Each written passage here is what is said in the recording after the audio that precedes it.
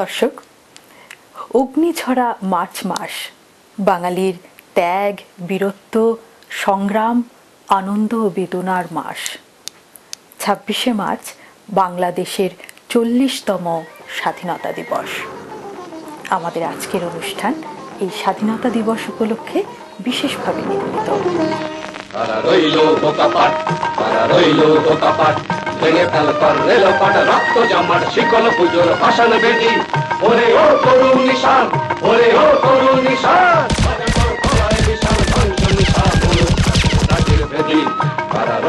স্বাধীনতা দিবসের এই বিশেষ অনুষ্ঠানে আপনাদের সাথে আছি আমি সৌমিতা।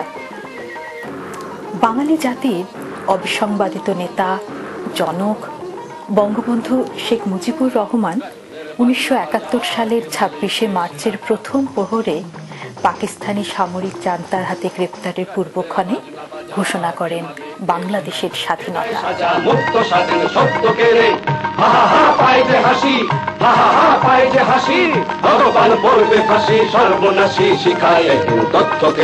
পাকিস্তানি সেনাবাহিনী অতর্কিত পিলখানা রিপিয়ার ঘাঁটি, রাজারবাগ পুলিশ লাইন আক্রমণ করেছে এবং শহরের লোকদের হত্যা করছে। ঢাকা চট্টগ্রামের রাস্তায় রাস্তায় যুদ্ধ চলছে। আমি বিশ্বের জাতিসমূহের কাছে সাহায্যের আবেদন করছি। আমাদের মুক্তিযোদ্ধারা বীরত্বের সঙ্গে মাতৃভূমি মুক্ত করার জন্য শত্রুদের সাথে যুদ্ধ করছে। সর্বশক্তিমান আল্লাহর নামে আপনাদের কাছে আমার আবেদন ও আদেশ, দেশকে স্বাধীন করার জন্য শেষ রক্তবিন্দু থাকা পর্যন্ত যুদ্ধ চালিয়ে যান। আপনাদের পাশে এসে যুদ্ধ করার জন্য পুলিশ, ইপিআর, বেঙ্গল রেজিমেন্ট ও আনসারদের সাহায্য চান। কোনো আপোষ নেই, জয় আমাদের হবেই। আমাদের পবিত্র মাতৃভূমি থেকে শেষ শত্রুকে বিতাড়িত করুন। সকল আওয়ামী লীগ নেতা, কর্মী এবং অন্যান্য দেশপ্রেমিক ও স্বাধীনতা প্রিয় লোকদের এই সংবাদ পৌঁছে দিন। আল্লাহ আপনাদের মঙ্গল করুন। জয় বাংলা।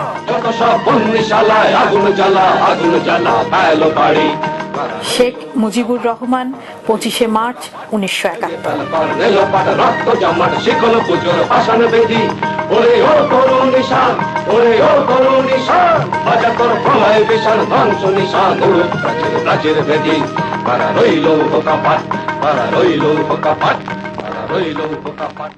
দর্শক, গণপ্রজাতন্ত্রী বাংলাদেশের ৪০তম স্বাধীনতা দিবস উপলক্ষে বিশেষভাবে নির্মিত আজকের এই অনুষ্ঠানে প্রচারের জন্য কানাডার মাননীয় প্রধানমন্ত্রী the right honourable Stephen Harper MP একটি শুভেচ্ছা বার্তা পাঠিয়েছেন।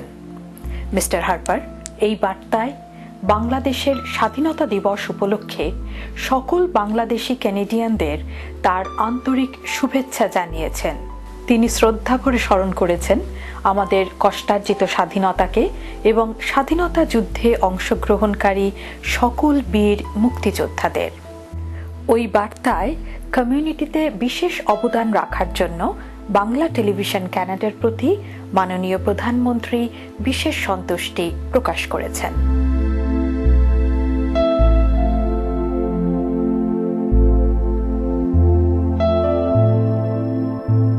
It is with great pleasure that I extend my warmest greetings to everyone celebrating the 40th anniversary of the independence of Bangladesh.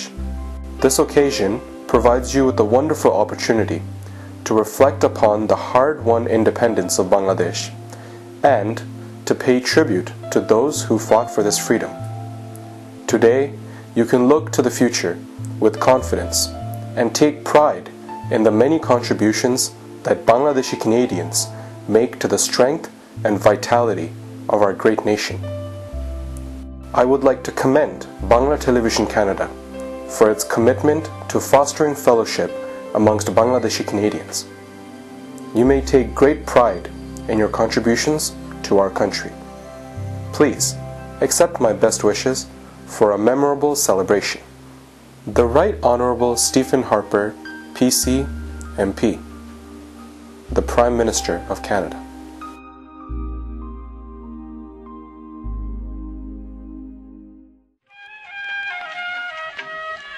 মোরা একটি ফুলকে বাঁচাই। বাঁচাবো বলে যুদ্ধ করি, মোরা একটি ফুলকে বাঁচাবো বলে যুদ্ধ করি। কানাডার টরন্টোতে বাংলাদেশি মুক্তিযোদ্ধাদের মিলন মেলা। প্রবাসী বাংলাদেশি মুক্তিযোদ্ধা সমাজ আয়োজিত এই মিলন মেলা অনুষ্ঠিত হবে ২৬শে মার্চ ২০১১, সকাল ১১টা থেকে রাত ১১টা পর্যন্ত। স্থান রয়্যাল কেনেডিয়ান লিজিয়ন হল, ৯ নম্বর ডস রোড, টরন্টো।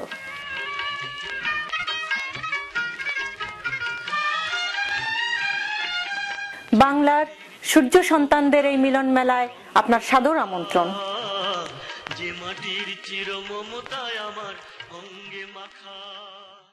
বাংলাদেশের ৪০তম স্বাধীনতা দিবস উপলক্ষে টরন্টো বিচেস ইস্ট ইয়র্কের মাননীয় সংসদ সদস্য মারিয়া মিন্না সকল বাঙালি কেনেডিয়ানদের শুভেচ্ছা জানিয়েছেন, শ্রদ্ধায় স্মরণ করেছেন ৭১-এর বীর শহীদদের।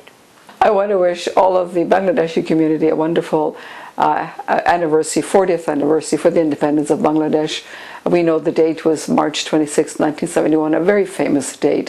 So I want to wish the whole community a very happy Bangladesh Day because this is very special.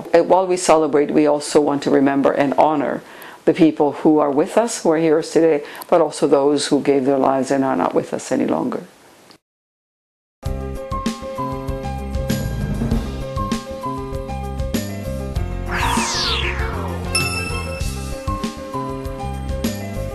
Paltu Kumar Sikdar, বাংলাভাষী Canadian barrister, immigration, personal injury, criminal law, real estate সহ যে কোনো বিষয়ে আইনগত পরামর্শের জন্য নির্ভরযোগ্য ও বিশ্বস্ত।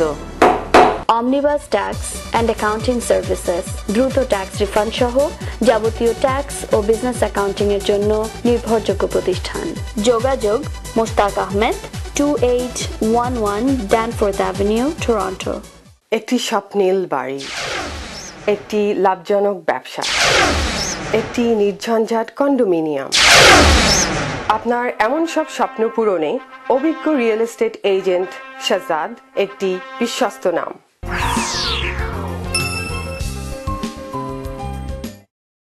৭ই মার্চ বঙ্গবন্ধু শেখ মুজিবুর রহমানের ঐতিহাসিক ভাষণের নির্দেশনা এবং ২৬শে মার্চে বাংলাদেশের স্বাধীনতা ঘোষণার পর সমগ্র বাঙালি জাতির মধ্যে এক যুদ্ধ প্রস্তুতি শুরু হয়ে যায়। প্রতিরোধ যুদ্ধ ছড়িয়ে পড়ে দেশের প্রত্যন্ত অঞ্চলে, এমনকি সেনা ছাউনির বাঙালি সৈন্যদের মধ্যেও।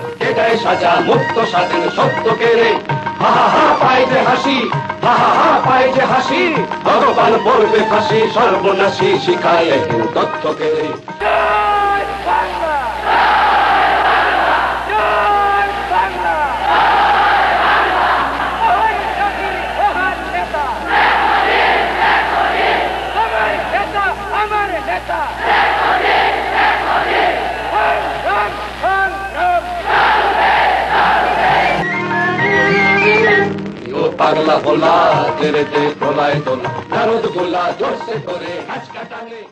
২৫শে মার্চ রাত্রে বর্বর পাক বাহিনী নৃশংস হত্যাযজ্ঞ চালায় ঢাকা, চট্টগ্রাম সহ অন্যান্য বড় বড় সব শহরে।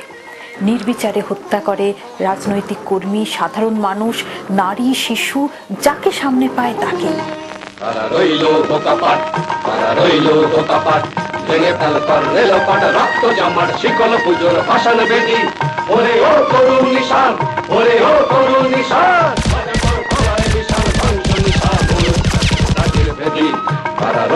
২৫শে মার্চ গভীর রাতে বঙ্গবন্ধু গ্রেফতার হন। তার নির্দেশে আওয়ামী লীগের শীর্ষ নেতারা স্বাধীনতা যুদ্ধকে সুসংগঠিত করতে এবং গ্রেফতার এড়াতে আত্মগোপন করেন এবং অনেকেই আশ্রয় নেন বন্ধু রাষ্ট্র ভারতে।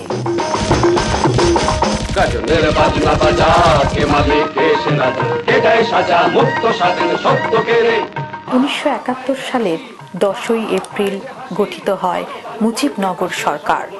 মুজিবনগর সরকারের রাজনৈতিক নেতৃত্বে সংগঠিত হয় বাংলাদেশের স্বাধীনতা যুদ্ধ।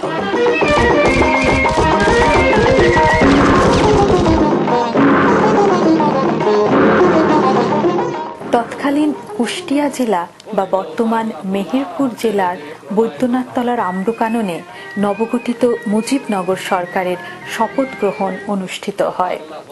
দেশি বিদেশি শত শত সংবাদ কর্মীদের উপস্থিতিতে এই অনুষ্ঠানে বাংলাদেশের স্বাধীনতার ঘোষণাপত্র উপস্থাপন করা হয়। পৃথিবীর মানচিত্রে এই নতুনতম রাষ্ট্রের রাষ্ট্রপতি তখন পাকিস্তানের কারাগারে আটক বাংলার অবিসংবাদিত নেতা বঙ্গবন্ধু শেখ মুজিবুর রহমান।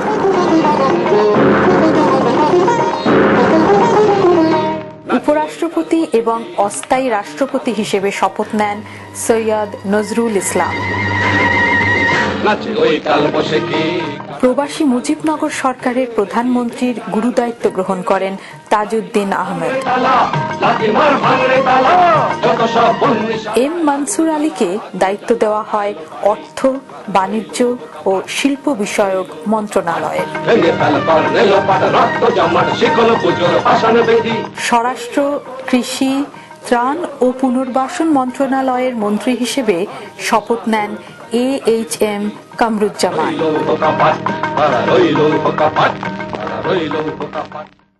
আইন ও বিদেশ মন্ত্রণালয়ের মন্ত্রী নিযুক্ত হন Khandakar Mostak Ahmed.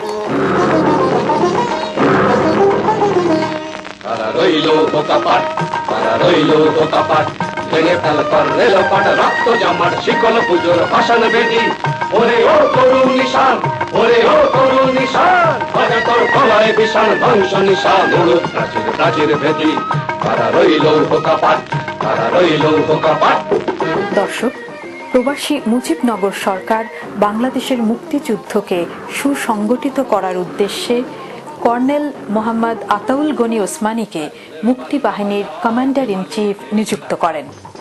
Group captain AK Khandakar নিযুক্ত হন ডেপুটি চিফ অফ কমান্ড এবং বিমান বাহিনীর প্রধান হিসেবে। লেফটেন্যান্ট কর্নেল আব্দুর রবকে নিয়োগ দেওয়া হয় চিফ অফ আর্মি স্টাফ হিসেবে।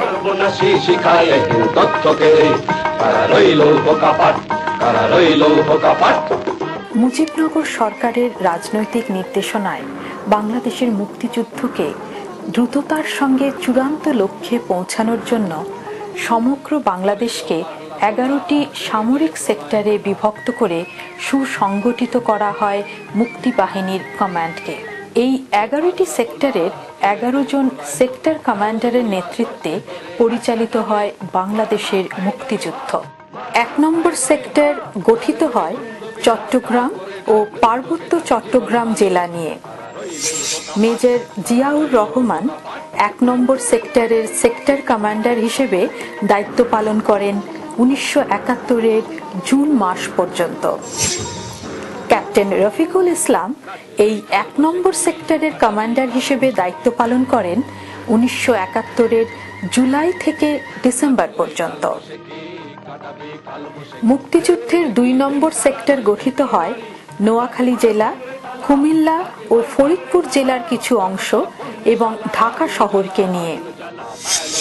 মেজর খালেদ মুশাররফ 2 নম্বর সেক্টরের কমান্ডার হিসেবে দায়িত্ব পালন করেন 1971 সালের অক্টোবরের 21 তারিখ পর্যন্ত।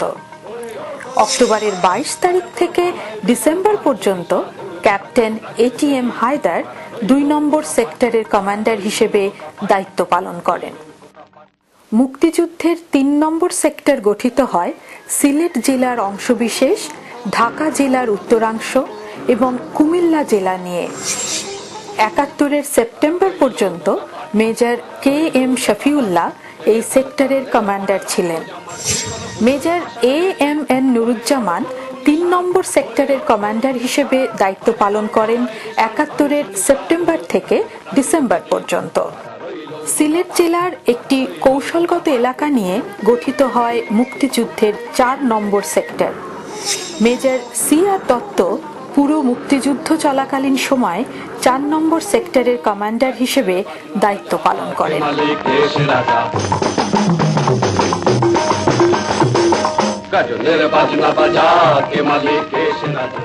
যুদ্ধের আর এক কৌশলগত অঞ্চল 5 নম্বর সেক্টর। এই সেক্টর সিলেট জেলার কিছু অংশ, আজমিরিগঞ্জ এবং লাক্ষাইর পশ্চিম অঞ্চল পর্যন্ত বিস্তৃত। মেজর মীর শওকত আলী সেক্টর কমান্ডারের দায়িত্ব পালন করেছেন এই সেক্টরে যুদ্ধের প্রথম থেকে শেষ পর্যন্ত। মুক্তিযুদ্ধের ৬ নম্বর সেক্টর গঠিত হয় তৎকালীন দিনাজপুর জেলার ঠাকুরগাঁও মহকুমা ও রংপুর জেলা নিয়ে। উইং কমান্ডার খাদেমুল বাশার এই ৬ নম্বর সেক্টরের কমান্ডারের দায়িত্ব পালন করেছেন যুদ্ধের শুরু থেকে শেষ পর্যন্ত। রাজশাহী, পাবনা ও বগুড়া জেলা নিয়ে গঠন করা হয় মুক্তিযুদ্ধের ৭ নম্বর সেক্টর। ৭১-এর আগস্ট পর্যন্ত সেক্টর কমান্ডার ছিলেন মেজর নাজমুল হক। মেজর কাজী নুরুজ্জামান সেক্টর কমান্ডার হিসেবে এই সেক্টরে দায়িত্ব পালন করেন সেপ্টেম্বর থেকে ডিসেম্বর পর্যন্ত। যশোর, কুষ্টিয়া, ফরিদপুর ও খুলনা জেলার কিছু অংশ নিয়ে গঠন করা হয় ৮ নম্বর সেক্টর। সেক্টর কমান্ডার হিসেবে এই সেক্টরে মেজর আবু ওসমান চৌধুরী দায়িত্ব পালন করেন ৭১-এর আগস্ট পর্যন্ত। মেজর এম এ মঞ্জুর এই সেক্টরে সেক্টর কমান্ডারের দায়িত্ব পালন করেন সেপ্টেম্বর থেকে ডিসেম্বর পর্যন্ত। মুক্তিযুদ্ধে ৯ নম্বর সেক্টর গঠন হয় বরিশাল, পটুয়াখালী ও খুলনা জেলার কিছু অংশ নিয়ে। মুক্তিযুদ্ধের পুরোটা সময় মেজর এম এ জলিল এই সেক্টরের কমান্ডারের দায়িত্ব পালন করেন। ১০ নম্বর সেক্টরে মূলত যুদ্ধ করে নৌ কমান্ডোরা। চিটাগাং, মংলা সমুদ্র বন্দর এবং নারায়ণগঞ্জ ও চাঁদপুর নদী বন্দরের ১০ নম্বর সেক্টরের নৌ কমান্ডোরা একাধিক কমান্ডো অভিযান চালিয়ে বহু সংখ্যক পাকিস্তানি যুদ্ধ জাহাজ ধ্বংস করে। মুক্তিবাহিনীর কমান্ডার ইন চিফের সরাসরি কমান্ডের আওতায় ১০ নম্বর সেক্টরের যুদ্ধ পরিচালিত হয়। ১১ নম্বর সেক্টর গঠিত হয় টাঙ্গাইল ও ময়মনসিংহ জেলার কিছু অংশ নিয়ে। মেজর আবু তাহের ৭১-এর নভেম্বর পর্যন্ত এই সেক্টরের সেক্টর কমান্ডার হিসেবে দায়িত্ব পালন করেন। মুক্তিযুদ্ধের ১১টি সেক্টরে মুক্তিযোদ্ধাদের সমন্বিত যুদ্ধের পাশাপাশি ১৯৭১-এর জুলাই, সেপ্টেম্বর এবং অক্টোবরে আরও ৩টি ব্রিগেড গড়ে তোলা হয়। মুক্তিযুদ্ধকে বেগবান করার উদ্দেশ্যে গঠিত এই ব্রিগেডগুলোর নামকরণ করা হয় ব্রিগেড কমান্ডারদের নামানুসারে। লেফটেন্যান্ট কর্নেল জিয়াউর রহমানের কমান্ডের অধীন ব্রিগেডের নাম Z force. Lieutenant colonel Khaled মোশারেফের ব্রিগেডের নামকরণ করা হয় কে ফোর্স এবং লেফটেন্যান্ট কর্নেল কে এম শফিউল্লাহর কমান্ডের ব্রিগেডের নাম হয় এস ফোর্স। দর্শক, মুজিবনগর সরকারের সার্বিক নেতৃত্বে ১১টি সেক্টরে বিভক্ত মুক্তিযোদ্ধাদের সুসংগঠিত আক্রমণে ভারতের সরকার, সেনাবাহিনী এবং জনগণের প্রত্যক্ষ সহযোগিতায় ১৯৭১-এর ১৬ই ডিসেম্বর বাংলাদেশের স্বাধীনতা যুদ্ধের কাঙ্ক্ষিত বিজয় অর্জিত হয়।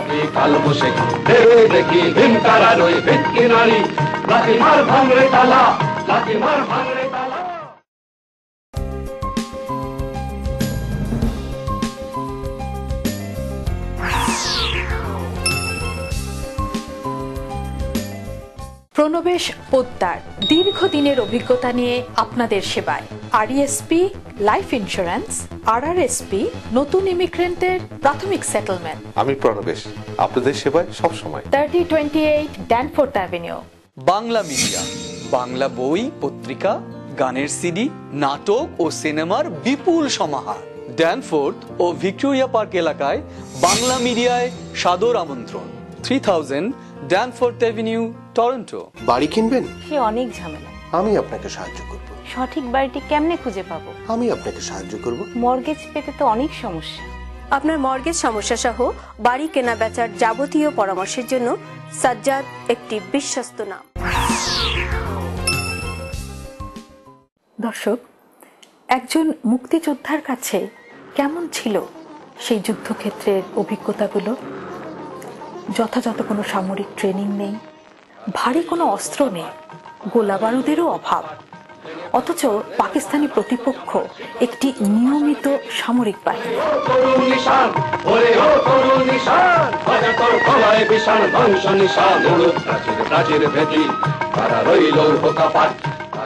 আমি 4 নম্বর সেক্টরে একজন মুক্তিযোদ্ধা। 4 নম্বর সেক্টরের সাবসেক্টর জালালপুর ক্যাম্পের আন্ডারে রোগোটসের ক্যাম্পের ইনচার্জে আমি ছিলাম। 4 নম্বর সেক্টরের সেক্টর কমান্ডার সিআর দত্ত আগস্টের প্রথম সপ্তাহ তার সাথে করে নিয়ে আসলেন ভারতীয় বাহিনীর কর্নেল বাস্কি, মেজর কুমার এবং ক্যাপ্টেন রায়কে নিয়ে আমাদের ক্যাম্প পরিদর্শন করতে আসলেন সকাল অ্যারাউন্ড 10টার দিকে। তো সিআর দত্ত আমাদেরকে বললেন, সাথে ভারতীয় বাহিনীর 2 জন বাংলা বলেন, একজন কর্নেল বাস্কি এবং কর্নেল রায় তারাও বাংলা বলেন। তারা উভয়ই 3 জনই বললেন যে আমাদের মুক্তিযোদ্ধারা এতদিন যাবত এখানে যুদ্ধ করতেছে, এ পর্যন্ত কেউ আমরা মৃত অথবা জীবিত কোনো পাঞ্জাবি দেখলাম না, তাহলে আমরা কি যুদ্ধ করছি না হ্যাঁ ছেলে খেলা করছি। ঠিক এই জাতীয় কথাগুলোই উচ্চারণ করলো। আমাদের পক্ষের থেকে কিছু কিছু ছেলে জোর গলায় বললো আমাদেরকে কোনো সাপোর্ট করা হচ্ছে না, যে সাপোর্টের বিনিময়ে আমরা পাঞ্জাবি ধরতে পারি বা মারতে পারি। তো সাথে সাথে সিআর দত্ত বললেন যে ঠিক আছে, আমরা তোমাদেরকে যুদ্ধের প্ল্যান দিচ্ছি এবং ওই প্ল্যান অনুযায়ী আগামী 1 সপ্তাহের ভিতরে তোমরা এটা যুদ্ধের জন্য ঝাঁপিয়ে পড়তে হবে এবং জীবিত অথবা মৃত পাঞ্জাবি আমাদেরকে দেখাতে হবে।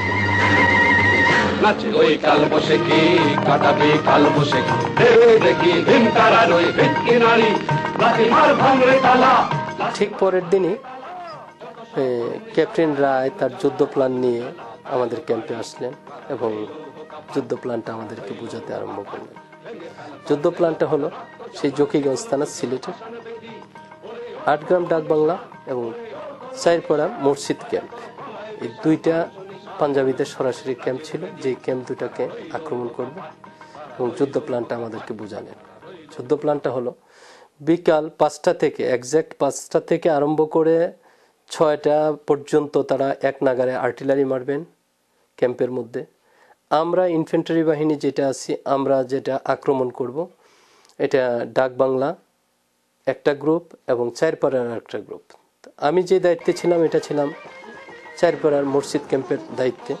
এখানে পাঞ্জাবি আসবে, পাঞ্জাবি আছে, ওই পাঞ্জাবিগুলোকে ধরার জন্য আমরা যাব।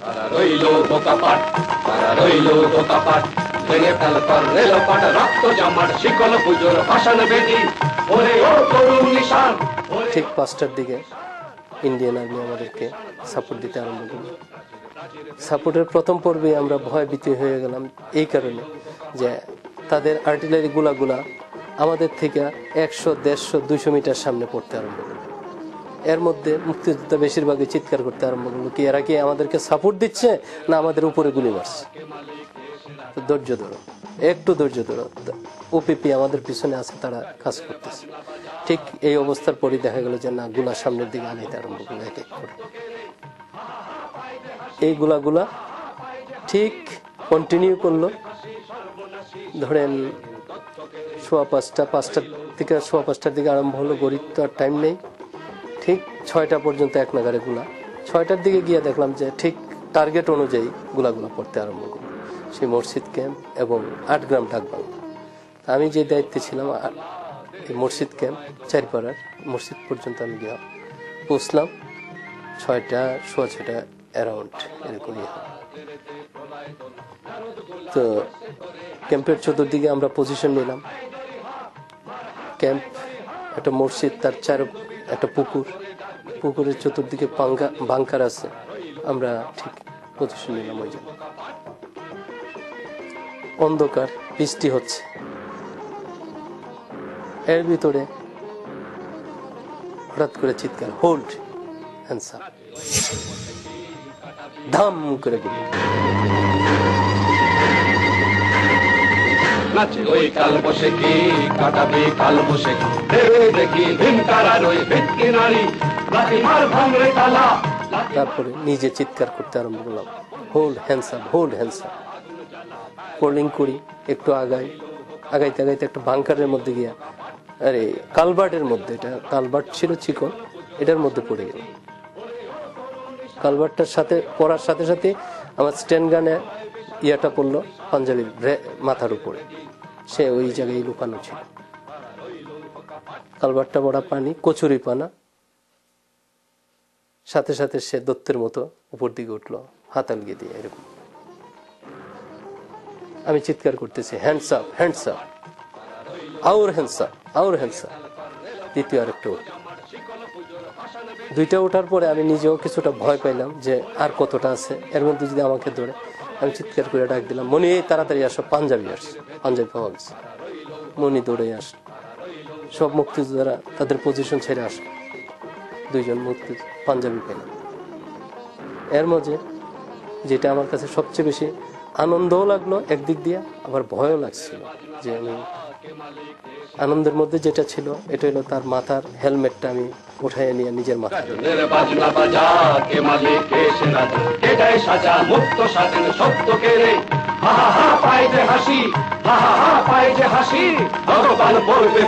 সর্বনাশী শিখায় তথ্যকে, কারা রইল বোকাপাট, কারা রইল বোকাপাট। স্বাধীনতার 40 বছর পূর্তির এই শুভ লগ্নে আমরা অঙ্গীকার করি লক্ষ শহীদের স্বপ্ন সোনার বাংলা গড়ার। আমাদের সম্মিলিত প্রচেষ্টায় সোনার বাংলা ভরে উঠুক সোনায় সোনায়। দর্শক, এই ছিল আমাদের আজকের আয়োজন। আপনাদের সকলকে ধন্যবাদ আমাদের সাথে থাকার জন্য। পরবর্তী অনুষ্ঠান ঠিক এক পক্ষকাল পরে একই সময় একই চ্যানেলে। সকলে ভালো থাকুন, সুস্থ থাকুন, আর বাঙালির সাথে বাংলা বলুন।